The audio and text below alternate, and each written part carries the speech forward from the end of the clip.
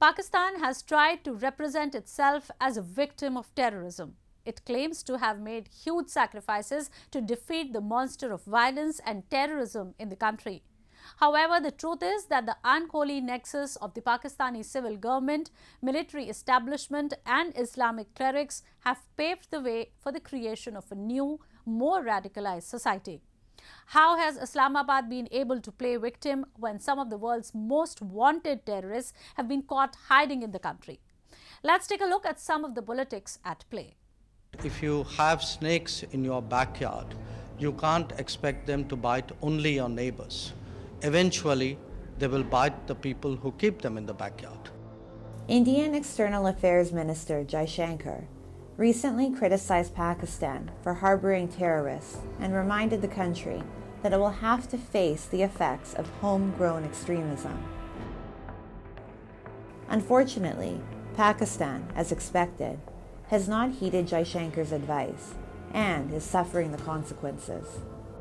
Several jihadi outfits, who had always been priceless assets of the Pakistani government and military, have now emerged as a serious security threat for Islamabad. Pakistan's sort of strategy of 1,000 cuts for India and other nations, and this whole fact that there's been a normalization of using groups such as Lashkar-e-Taiba, Hizbul Mujahideen, the Harkat-ul-Jihadi Islami, and all these kinds of groups that are linked to Al-Qaeda. Pakistan has basically put the globe in a precarious situation. This potential threat was first identified 8 years ago, when the intensity and cruelty of the attack on the Army Public School in Peshawar by the Tehrik-e-Taliban shocked the entire world. Pakistan has since witnessed many more attacks on educational institutes, such as the 2016 assault on the Bacha Khan University and the burning down of schools in Gilgit-Baltistan's Daimar district in 2018.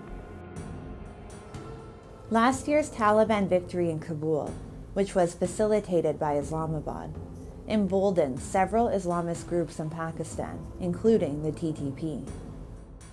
Following the surge in several terror attacks claimed by the TTP, the Pakistani government has also attempted to reach an agreement with the jihadist group.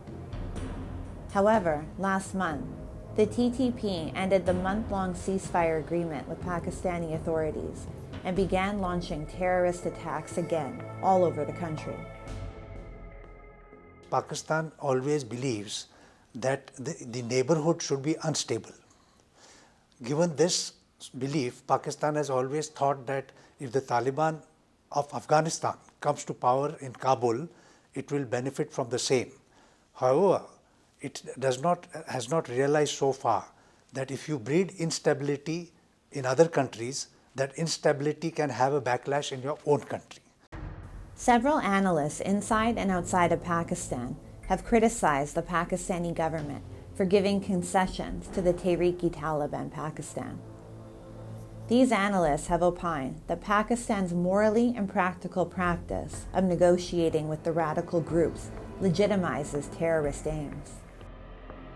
Successive governments in the Islamic Republic have always flirted with dangerous religious fanatics festering across Pakistan and aiding the growth of international terror organizations. These terror organizations have now mutated into two categories. One wing targets democracies like India, the United States, and the European Union, while the other practices a violent insurgency in Pakistan itself to establish a puritanical, violent order that intends to wipe out the last vestiges of civilized Pakistani society. Pakistan has lost thousands of lives in the country, but still, the country has not changed its strategy. Failing to persecute several leaders of UN-proscribed terror groups, and even going as far as to ensure their protection, Pakistan is directly assisting the burgeoning Islamic terrorist threat in the country. Pakistan has long failed to take appropriate action to combat terrorism within and outside of the country. The country is now facing the consequences of its inaction. and those suffering the most continue to be Pakistani citizens.